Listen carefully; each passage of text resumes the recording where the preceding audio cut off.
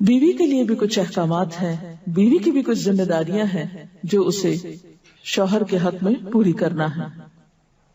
پہلی ذمہ داری یہ کہ بیوی خوشی کے ساتھ شوہر کی اطاعت کرے۔ قرآن پاک میں نیک عورتوں کی صفت یہ بتائی گئی ہے، فالصالحات قانتات، نیک عورتیں فرما بردار ہوتی ہیں، ایک طرف اللہ کی اطاعت گزار اور دوسری طرف شوہر کی اطاعت گزار۔ شوہر کی اطاعت کے بارے میں ایک حدیث میں آتا ہے، آپ صلی اللہ علیہ وسلم نے فرمایا، دو قسم کے لوگ ایسے ہیں کہ جن کی نمازیں ان کے سروں سے اوپر نہیں جاتی، ایک وہ غلام جو اپنے آقا سے بھاگ جائے جب تک کہ واپس نہ آئے، اور دوسرے وہ بیوی جو اپنے شوہر کی نافرمانی کرے جب تک کہ نافرمانی سے باز نہ آ جائے۔ یہاں تک حکم ہے کہ بیوی شوہر کے معاملے میں کسی دوسرے کی بات نہ مانے، یعنی شادی کے بعد ایک عورت جب شوہر کے گھر چلی جاتی ہے تو پھر شوہر کا حق سب سے بڑا ہو جاتا ہے۔ بعض اوقات ہمارے معاشرے میں ایک طرف شوہر کچھ کہتا ہے، دوسری طرف والدین کچھ کہتے ہیں، تیسری طرف کسی اور کا مشورہ کچھ ہوتا ہے، عورت بیچاری بیچ میں پس جاتی۔ ایسے موقع پر عورت کے لیے کیا لازم ہے، اس کی پرائرٹی کیا ہوگی کہ وہ اپنے شوہر کی بات مانے۔ عورت کی دوسری بڑی ذمہ داری اپنی آبرو اور عزت و عصمت کی حفاظت ہے۔ عورت کوئی ایسا کام نہ کرے جس سے اس کی عفت و عصمت پر کچھ حرف آئے۔ ازدواجی زندگی کی خوشی کا راز باہم ایک دوسرے پر اعتماد ہے۔ اگر کوئی بھی ایسا کام عورت کرتی ہے جس سے شوہر کے دل میں شک ہو جاتا ہے، اعتماد ختم ہو جاتا ہے، تو اس سے ازدواجی زندگی کی خوشیاں ختم ہو جاتی ہیں۔ یہ اعتماد بے حد ضروری ہے، اور اس کے لیے اپنی عزت عصمت کی خصوصی حفاظت۔ نبی صلی اللہ علیہ وسلم نے فرمایا، عورت جب 5 وقت کی نماز پڑھے، اپنی آبرو کی حفاظت کرے، اپنے شوہر کی فرما بردار رہے، تو وہ جنت کے جس دروازے سے چاہے داخل ہو جائے۔ اسی لیے شوہر کی اجازت اور مرضی کے بغیر گھر سے بھی نہیں نکلنا چاہیے۔ حضرت معاذ بن جبل کہتے ہیں کہ نبی صلی اللہ علیہ وسلم نے فرمایا، خدا پر ایمان رکھنے والی عورت کے لیے جائز نہیں کہ وہ اپنے شوہر کے گھر میں کسی ایسے کو آنے دے جس کا آنا شوہر کو پسند نہ ہو، اور وہ ایسی صورت میں گھر سے نکلے جب اس کا نکلنا شوہر کو پسند نہ ہو۔ اطاعت کے علاوہ شوہر کو خوش رکھنا یہ بھی بے حد ضروری ہے۔ نبی صلی اللہ علیہ وسلم نے فرمایا، جس عورت نے اس حال میں انتقال کیا کہ اس کا شوہر اس سے خوش تھا تو وہ جنت میں داخل ہوگی۔ اور عموماً کسی کی خوشی کے لیے انسان اپنے جذبات کی قربانی دیتا ہے، بعض اوقات اپنی سوچ کی قربانی دیتا ہے، بعض اوقات اپنے کسی اور راحت و آرام کی قربانی دیتا ہے۔ تو ایک عورت جب اپنے شوہر کو خوش کرتی ہے تو جواباً اس کے لیے خوشی پلٹتی ہے۔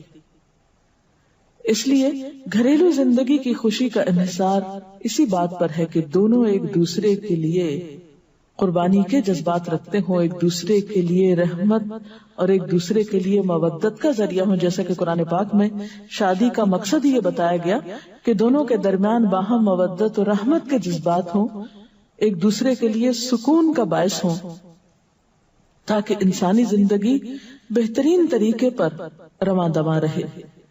اسی طرح شوہر سے محبت کا اظہار کرنا، اس کے ساتھ وفادار رہنا، اس کا احسان ماننا، یہ بھی بے حد ضروری ہے۔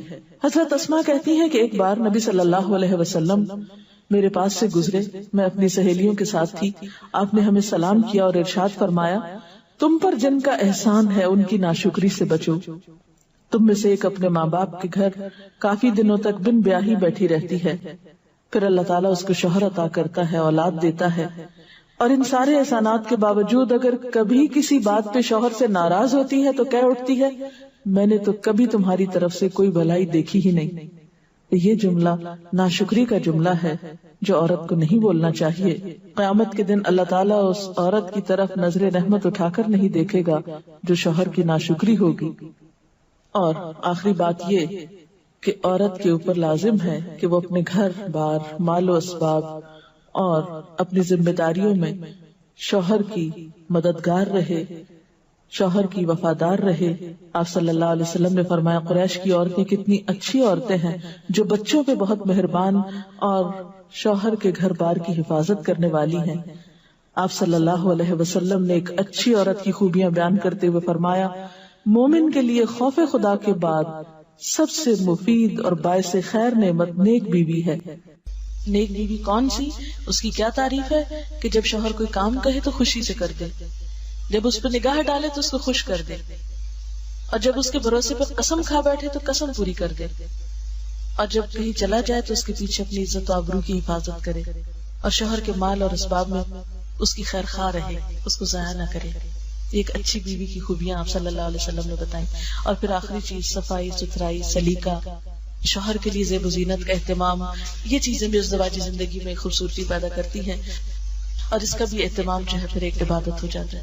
لیکن ہمارا حال یہ ہے کہ جب ہمیں کہیں باہر جانا ہوتا ہے تو ہم بہت اہتمام کریں گے، لیکن شوہر کے لیے بطور خاص نیت کر کے اہتمام نہیں کریں۔ ہم یہ کہتے ہیں اس کو تو نظر ہی نہیں آتا، اس نے کبھی تعریف ہی نہیں کی، اس کو پتہ ہی نہیں میں نے کیا پہنا اور کیا نہیں پہنا، تو اس لیے پہنے۔ ایک شیطان ہمیں جواز فراہم کر دیتا نا، حالانکہ ہر کوئی ڈسکرپٹیو نہیں ہوتا۔ جس طرح بعض اوقات ہم خواتین بہت ڈسکرپٹیو ہوتی ہیں، اس نے یہ پہنا، اس کا یہ اینگل تھا، یہ ایسا تھا ویسا تھا۔ شوہروں مردوں کی اس طرح کی نظر نہیں ہوتی، پھر ہم ان سے وہ ایکسپیکٹ کرتے ہیں جو ہم خود کر رہے ہوتے ہیں یا خود چاہتے ہیں، وہ اس میں پورے نہیں اترتے تو ہمارے اسٹینڈرڈ سے گر جاتے ہیں۔ تو اس سے یہ ہے کہ ان کی اور بھلائیاں یاد رکھ کے اگر اس طرح کی کوئی کمی کوتاہی ہو جائے تو اسے اگنور کر دینا چاہیے، اور ان کے لیے بھی بطور خاص اہتمام کرنا چاہیے۔ اور دیکھیے کہ مثلا اس جگہ پر ہم بیٹھے ہوئے ہیں، اس جگہ کو خوشگوار بہت سی چیزوں نے ملا کے بنایا، سب لوگوں کا اکٹھا ہونا ایک خوشی کا باعث ہے، یہ پھول رکھے ہوئے، یہ روشنی ہے۔ اب ہم ایک ایک چیز گن تو نہیں سکتے، لیکن اوور آل ہر چیز کا اپنا ایک ایفیکٹ ہے، اور ہر چیز کا اپنا ایک اثر ہے۔ تو اسی طرح شوہر اور بیوی کے تعلقات میں بہت ساری چیزیں ایسی ہوتی جو ہم کو نظر نہیں آ رہی ہوتی، جو سامنے اس کا اثر نہیں ہوتا مگر وہ بیک گراؤنڈ میں ہوتی ہیں، مگر ہم ان کو کبھی بھی نہیں سامنے لاتے اور کبھی بھی ان کا ذکر نہیں کرتے۔ تو ہمیں ان معاملات میں تھوڑی کوشش کر کے کچھ احسانات کا کبھی زبان سے اگر بول دیں گے تو اس سے کچھ کمی نہیں ہوتی، لیکن دوسرے کا دل جیتا جاتا ہے، اور دوسرے کا دل خوش کرنا تو بہت بڑی عبادت ہے، اور اس کا آغاز اگر گھر سے ہو تو اور اچھا ہے، کیونکہ گھر والوں کو خوشیاں دینے سے خود خوشیاں اپنے آپ پہ پلٹتی، دے کر زیادہ ملتی ہیں، لیتے وہی ہیں جو دینا جانتے ہیں۔ تو اللہ تعالیٰ ہمیں عمل کی توفیق عطا فرمائے۔ سبحان اللہ والحمد للہ ولا الہ الا اللہ واللہ اکبر ولا حول ولا قوة الا باللہ العلی العظیم۔ اللہم صل علی محمد وعلی آل محمد کما صلیت علی ابراہیم وعلی آل ابراہیم انک حمید مجید۔ اللہم بارک علی محمد وعلی آل محمد کما بارکت علی ابراہیم وعلی آل ابراہیم انک حمید مجید۔